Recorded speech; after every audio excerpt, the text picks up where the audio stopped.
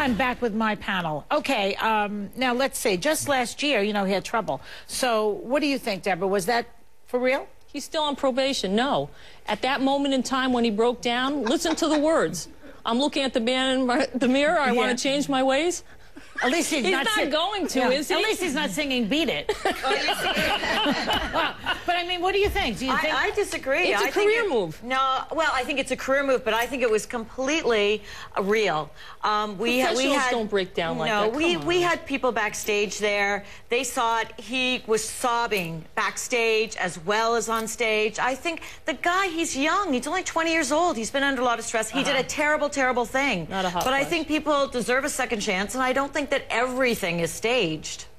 Let me tell you, my phones would not stop ringing on the radio about this today. So I took a poll. 85% of New York City believes he was being genuine about his emotion. I think what we saw was a culmination of his emotions. I mean, rejected from his fans, the embarrassment of the assault case, being shut out of the industry, not to mention he was shut out of all of last year's award shows and tributes to Michael Jackson. So he was crying for himself? Probably, yeah, I definitely think he was crying for himself, but he was crying nonetheless, and it was genuine. I agree, it was genuine. And you know, I mean, so what if he was crying for himself? I mean, people deserve, this is America. We do not deserve to be tarred and feathered forever unless we murder, you know, something that. I mean, he was in the middle of a domestic abuse case. That's right. With former girlfriend Rihanna. This picture from TMZ is a police photo of Rihanna after the fight. Okay, take a look. That's what he did, so allegedly, right?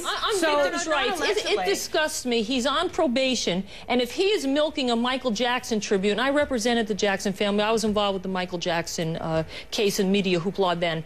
I just think Michael Jackson's night was special. The tribute was special, and it became about Chris Brown and his breakdown. And if you're a performer, you've got to maintain some control, and to that degree, I didn't buy it. This was a very human and an endearing, you are a lawyer, right? A very human and endearing moment. Bottom line, at the end of the day, he was a young man who made a huge mistake, and he paid for it. He paid his debt to society. Can we move on and give the boy a break? You know, he paid for it, but so did he. I don't want to come down too hard on the guy, but I don't know that many people who are 19 years old who actually beat up their girlfriends. I think that is not something that happens every day. When you were 19, you weren't living in the public eye and made a huge mistake that everybody dragged on into, you know, for years. No, I by no means condone what he did. But there are plenty of people who are in the public eye who don't do that. Right. I'd like to ask her, did you believe that performance? That was a good question. Well, get her on the phone. But you know what? I don't think you actually, I don't think you can ask Rihanna, because I think she had, like many victims, has mixed feelings about it, and she's talked about it. She's talked about how they were best friends. However, let's just get back to the fact that it was Michael Jackson's night.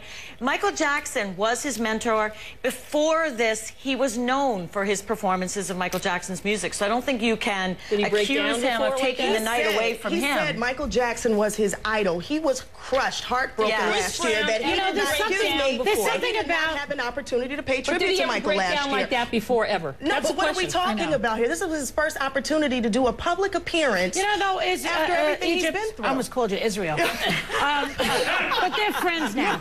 But listen, there's something about the fact that before last segment we're talking about a man beating up a woman allegedly. Now we're talking about, again, another man hitting a girl. Hello? There's something wrong, and we're worried about their careers. You know what? Okay, in the movie Wall Street, Michael Douglas said greed is good. Apparently, his ex-wife, Deandra, took those words to heart because she's suing him for half the proceeds of the upcoming sequel, Wall Street, Money Never Sleeps. Okay? Deborah. I want to ask you, what does this mean? It means, who cares? Oh, okay, go ahead. It's Italian. Okay, yeah, all I right. apologize, Wall Street. Yeah. Okay. As my mother used to go, futera. Whatever that meant. I don't even know. All right. Deandra Douglas. Now, she's claiming that she is entitled to 50% of Michael's earnings from the upcoming Wall Street movie as part of a divorce settlement. Because in the settlement that she did years ago, it said she would get all the money for a, not a sequel, what's the other word? Spin-off. Yes. For a spin-off. Magic words.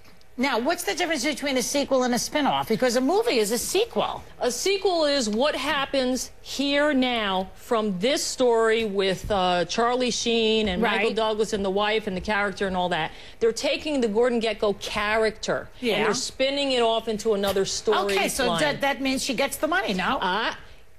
Her agreement from people, a person I understand who was intricately involved in representing Deandra, basically said the deal at the 2000 divorce was any projects currently pending you're entitled to your profit, and any spin-offs. So those are the two magic provisions. It means, and he should settle with her, I'll cut to the chase. Yes. It means that Gordon Gekko, like a franchise, think Harrison Ford with the Raiders of the Lost Ark movies, any character that he plays that gets spun off into anything, she's entitled to it because she had a hell of a good attorney. There you go. But she also already got $45 million, by the way. God bless her. The argument is still over spin-offs and sequel.